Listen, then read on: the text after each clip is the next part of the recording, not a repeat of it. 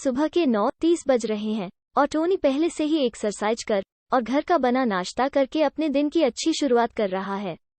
इस बीच उसका सबसे अच्छा दोस्त पॉल उसे जगाने के लिए एक ऐप पर निर्भर है और उसे आज के शेड्यूल पर उसके पास मौजूद हर चीज की याद दिलाता है। आज का दिन एक विशेष दिन है क्योंकि वे प्रसिद्ध आईटी कंपनी के मालिक डेविड ज़ुकरमैन की टीम को अपने ऐप के बारे में बताएंगे, लेकिन देर से पहुंचने की वजह से उन्हें 500 से अधिक लोगों की लाइन में इंतजार करना पड़ा।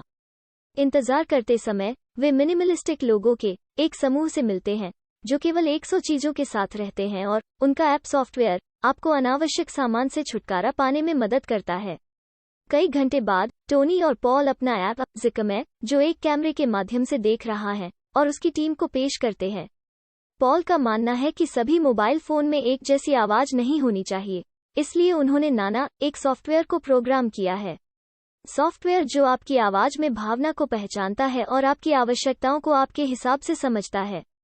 यदि वे इस विचार को ज़ुकरमैन के डेटाबेस से जोड़ते हैं तो यह ऐप लोगों के लिए बहुत मददगार साबित होगा, जैसे ओल्ड एज्ड और अकेलेपन से परेशान लोगों को एक कंपनी और एक दोस्त जैसा एहसास देगा। दुर्भाग्य से टीम एक ऐसे विचार से प्रभावित नहीं है जो सिर्फ लोगों को खुश कर रहा है। टोनी फिर बताता है कि उसने पॉल की पीठ के पीछे कुछ ऐप में अलग से प्रोग्रामिंग की थी। परीक्षण के दौरान ऐप पॉल के डाटा, हॉबी और खर्चों को समझने के लिए ट्रैक कर रहा है। ज़ुकरमैन कॉल करता है और ऐप के लिए 4 मिलियन यूरो का कॉन्ट्रैक्ट ऑफर रखता है और कुछ हफ्तों में लोगों से मिलने का वादा करता है। बाद में पॉल और टोनी अपने आईटी स्टार्टअप के बाकी कर्मचारियों के साथ कॉन्ट्रैक्ट का जश्न मनाने के लिए एक बार में जाते हैं। टोनी एक भाषण देने की कोशिश करता है, लेकिन पॉल अभी भी गुस्से में है, इसलिए वो टोनी के बचपन के बारे में शर्मनाक किस्से बताने लगता है। वे बहस करना शुरू कर देते हैं और एक शर्त लगा देते हैं जिसमें उन्हें अपने सामान के बिना 100 दिन रहना पड़ेगा और हर दिन वे केवल एक चीज वापस ले सकते हैं। जो कोई पहले शर्त हारता है वो अपने कॉन्ट्रैक्ट की रकम का आधा हिस्सा पूरे स्टाफ पर छोड़ देगा। शराब पीने से वे बेहोश हो जाते हैं और सुबह वे अपने खाली अपार्टमेंट के अंदर कुछ भी नहीं पहने हुए पाते हैं।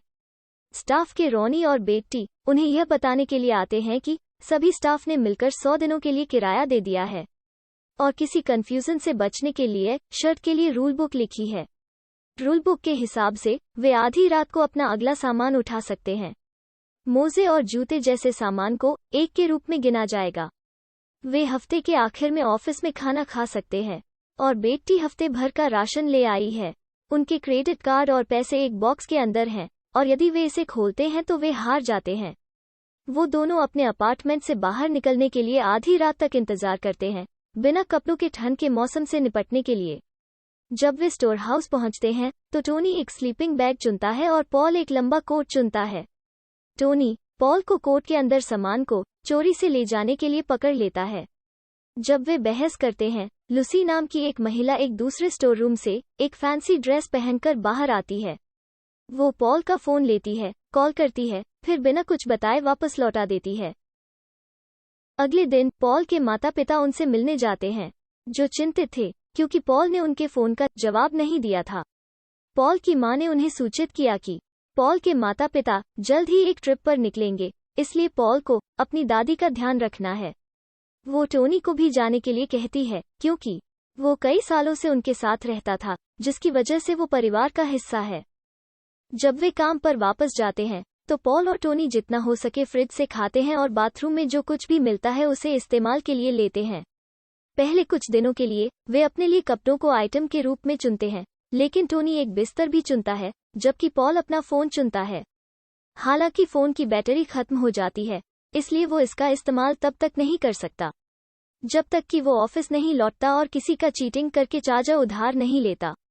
एक दोपहर वे दोनों दादी ओमा की जांच करने जाते हैं। काम में मदद करते हुए वे अपने बचपन को याद करते हैं और पॉल मन की भड़ास निकलते हुए कहता है कि टोनी को हमेशा अच्छे गिफ्ट्स और परिवार की अटेंशन मिलती थी। टोनी ने उसकी स्कूल प्रेमिका अन्ना को भी चुरा लिया। पॉल बताता है कि ऐसा इसलिए है क्योंकि टोनी को अपने दम पर कोई अच्छी लड़की नहीं मिल सकती। बाद में आधी रात को जब वे अपने अगले सामान के लिए स्टोर हाउस जाते हैं तो लूसी फिर से उनसे मिलने जाती है। टोनी मौका पते ही उसे डेट पर बाहर जाने के लिए पूछता है, सिर्फ यह साबित करने के लिए कि उसे अच्छी कैरेक्टर वाली लड़की मिल सकती है और लूसी डेट के लिए हाँ करती है। दिन बीतने के साथ चीजें आसान नहीं होती। पॉल के पास अपने फोन का डेटा समाप्त हो गया है और वो अब इंटरनेट का उपयोग नहीं कर सकता है। पॉल शर्त लगाने से पहले की गई सभी खरीदारी को देखता है और सोचता है कि अगर उसे उन चीजों की जरूरत नहीं है तो वो इतना क्यों खरीदता है। और नाना ऐप बताता है कि खरीदारी उसे खुश करती है। टोनी बेटी को रिश्वत देता है ताकि वो डेट के लिए फैंसी सामान ले सके। टोनी सनग्लासेज लेता है ताकि वो शर्त की वजह से आई लेंस न बदलने से हुए इन्फेक्शन को छुपा सके। लूसी डेट के लिए टोनी के घर आती है, लेकिन सामान की कमी के वजह से खाना बेकार हो जाता है और वे उसी कप से वाइन पीते हैं जिसमें वे फूल होते हैं। उनकी डेट में कई बार दिक्कतें होती है। सबसे पहले टोनी की आंखों, जो इन्फेक्शन के कारण एक चिपचिपा पीला लिक्विड छोड़ रही है। लूसी गैस स्टेशन पर मिले टीबैग्स का इस्तेमाल करके आंखों को साफ करने में मदद करती है और वे दोनों किस करते हैं। अगली अड़चन पॉल से आती है, जो कि मानसिक संकट से गुजर रहा है क्योंकि वो खुश नहीं है और इसलिए वो इतना सामान खरीदता है। जब लूसी बाथरूम में जाती है तो टोनी पॉल को बाहर जाने के लिए बोलता है, यह समझाते हुए कि वह लूसी के साथ फ्रेंडशिप की फिनिशिंग लाइन पर पहुंच गया है। लूसी यह सुनती है और उसके साथ रात को रुकने का फैसला करती है।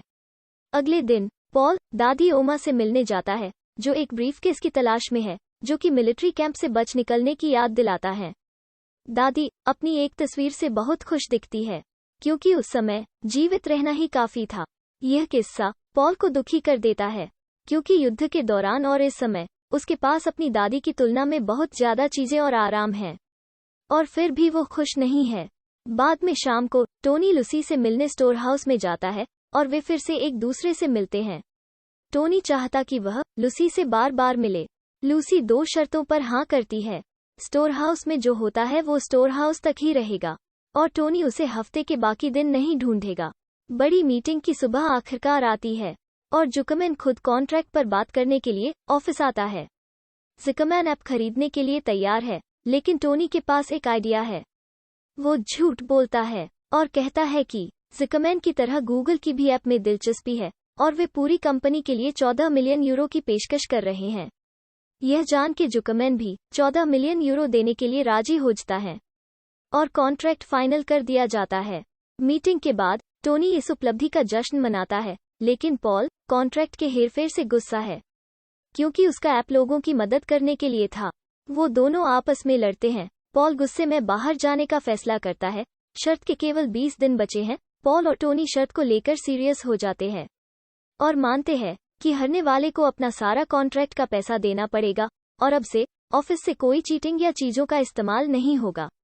पॉल फिर से गुस्सा हो जाता है जब उसे पता चलता है कि रॉनी ने अपने अपार्टमेंट में छिपे हुए कैमरे लगाए थे ताकि यह जान सके कि वह शर्त में धोखा तो नहीं दे रहा।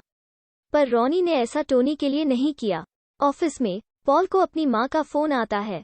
वो बताती है कि दादी ओमा पिछले कुछ दिनों से अस्पताल में है। पॉल केवल फोन की कमी की वजह से इसके बारे में अभी जान पा रहा है कि गिरने के बाद दादी ओमा को चोट लग गई, इसलिए माँ ने ओमा को एक नर्सिंग होम भेजने का फैसला किया क्योंकि वो अब अकेली नहीं रह सकती। माँ ने पॉल को यह भी बताया कि ओमा दादी चाहती है कि वो अपने अपार्टमेंट से कुछ सामान रखने के लिए चुने, लेकिन पॉल शर्त नियमों के कारण ऐसा नहीं कर सकता। बाद में पॉल कुछ फूल चुराता है और अस्पताल ले जाता है, लेकिन पॉल जब वो लूसी को ब्रेन न्यूरोलॉजी डिपार्टमेंट में प्रवेश करते देखता है तो ओमा के पास जाने के बजाय वो लूसी का इंतजार करता है जब तक कि वो बाहर नहीं आ जाती। लूसी पॉल को वहां देखकर हैरान हो जाती है। वो पॉल को अपनी कहानी बताती है कि उसे हद से ज्यादा शॉपिंग करने की बीमारी है और इस लत ने उसके जीवन को बर्बाद कर दिया है। वो पॉल से टोनी को यह बात न बताने के लिए कहती है।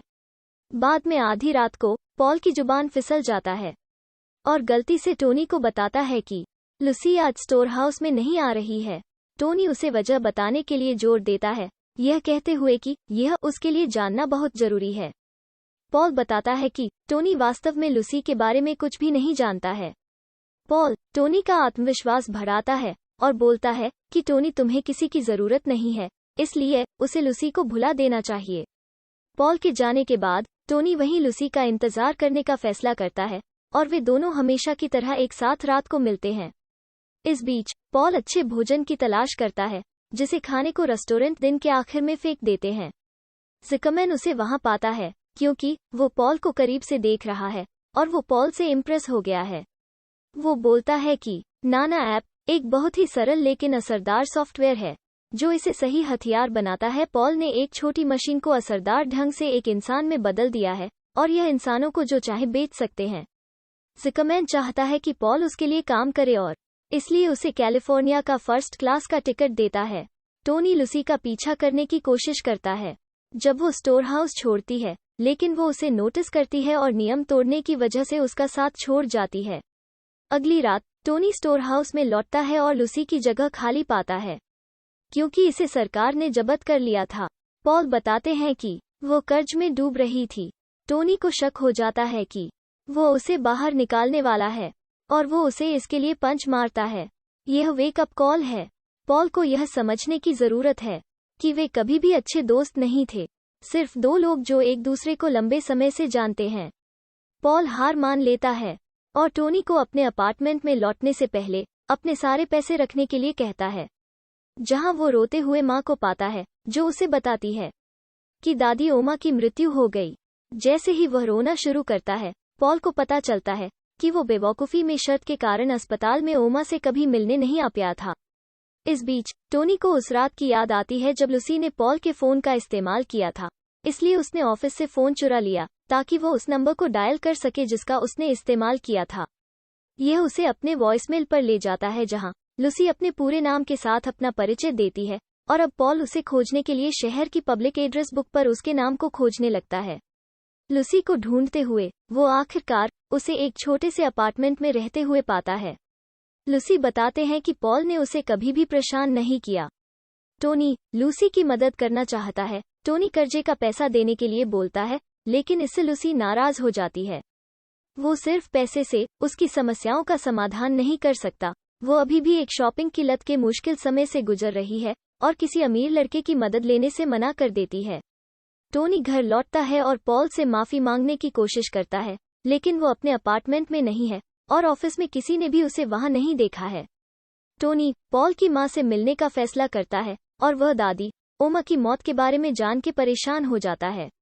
मकान मालिक ने उसे यह भी बताया कि पॉल कैलिफोर्निया के लिए रवाना हो गया है। यह विश्वास नहीं करना चाहता, इसलिए टोनी अपार्टमेंट की जांच करता है। क्या करना है यह सोचते हुए वो पड़ोसियों में से एक से टकराता है, जो शिकायत करता है कि पॉल की कार सड़क पर तेल का निशान छोड़ रही है। यह पता चला है कि पॉल कैलिफोर्निया नहीं गया है, वो एक झील के पास अपनी कार में रह रहा है। टोनी उसे खोजने के लिए तेल के निशान का पीछा करता है और बेकार दोस्त होने के लिए माफी मांगता है। हालांकि पॉल के लिए यह काफी नहीं है। वो चाहता है कि टोनी अपने से की गई सभी गलतियों को मान ले। टोनी अपनी सारी गलती मानता है, जहां टोनी को नहीं पता कि और क्या माफी मांगनी है। निराश पॉल ने टोनी को कीचड़ में फंसा दिया और अन्ना पॉल की दोस्त के लिए माफी की मांग की, क्योंकि टोनी ने वास्तव में उसे कभी अन्ना को पसंद नहीं किया और केवल पॉल को चोट पहुंचाने के लिए उसे पॉल से चुरा लिया। टोनी अंत में स्वीकार करता है कि यह सच है। वो इसे बर्बाद करना चाहता था क्योंकि वो चिढ़ता था। पॉल के पास उसका साथ देने वाला एक पूरा परिवार था, साथ ही एक आलीशान घर था, जबकि टोनी अकेला, जिसे किसका सहारा नहीं था। पॉल समझता है कि टोनी एक बच्चा था जिसे सहारे की जरूरत थी, और अंत में उसे माफ कर देता है। बाद में टोनी ने दादी ओमा के कलेक्शन से एक आइटम से पॉल को हैरान कर दिया। उसने दादी के बेचे गए सामान को दुकान से वापस खरीदा, जिसका मतलब है कि वो शर्त खो चुका है, क्योंकि उसने कुछ खरीदा है। वो ऑफिस लौटते हैं और बताते हैं कि वे दोनों शर्त हार गए हैं, इसलिए वे ऐप के पैसे को सभी के साथ बराबर बराबर बांटेंगे। वे यह भी समझाते हैं कि वे अपने पैसे का इस्तेमाल जमीन खरीदने और एक नई जगह शुरू करने के लिए करेंगे, जहां पैसा कोई मायने नहीं रखता। हालांकि जब सभी को फोन पर एक खबर मिलती है तो उनका जोश ठंडा हो जाता है। ज़िकरमैन ने नाना ऐप को अपने दम पर रिलीज करने के लिए लोगों के डेमो का इस्तेमाल किया है। इस छोटी सी कंपनी के पास उस पर मुकदमा करने की कानूनी शक्ति नहीं है और हर कोई स्टाफ के ऑफिस को छोड़ देता है। केवल पॉल और टोनी पीछे रह गए हैं, और जब वे खुश हैं तब उनके पास एक दूसरे का साथ है। टोनी की इच्छा है कि उसके पास अभी भी लूसी हो, क्योंकि वो में उससे प्यार करता है। इस बार पॉल मदद करने के लिए एक प्लान के साथ आता है। अगले दिन लूसी अपना अपार्टमेंट छोड़ देती है और वस्तुओं से बनी एक लाइन का पीछा करती है और वो पॉल को एक खेत के बीच में बिना कपड़ों के खड़ा पाती है, इशारा करते हुए कि वो उससे शादी करना चाहता है ताकि उन्हें एक साथ जोड़ा जा सके। उसके बगल में जमीन पर 4 चीजें हैं और वो समझाता है कि ये 5 चीजें हैं जिनके बिना वो नहीं रह सकता। लूसी को पता चलता है कि वह 5वीं है और वो खुशमिजाज हो जाती है, तो वो टोनी को हाँ कर देती है। कुछ दिनों बाद लड़के और लूसी कम से कम जरूरत के सामान के साथ रोड ट्रिप पर निकल जाते हैं। पॉल बोलता है कि उसके पास ज़ुकरमैन को हराने का एक प्लान है। हर किसी के फोन पर उसका ऐप है, इसलिए उसके पास अभी भी दूसरों के मोबाइल का एक्सेस है। हम दोनों को नाना ऐप के जरिए पूरी दुनिया को बताना है कि ज़ुकरमैन उनका डेटा ट्रैक कर रहा है, जो कि लोगों की प्राइवेसी के लिए बहुत गलत है। सबसे अच्छी बात यह है कि ज़ुकरमैन को मजबूरन यह मानना होगा कि उसने हमारा ऐप चुरा लिया है, इसलिए उसकी हार होनी पक्की है। किसी भी तरह से बर्बाद होना ही है।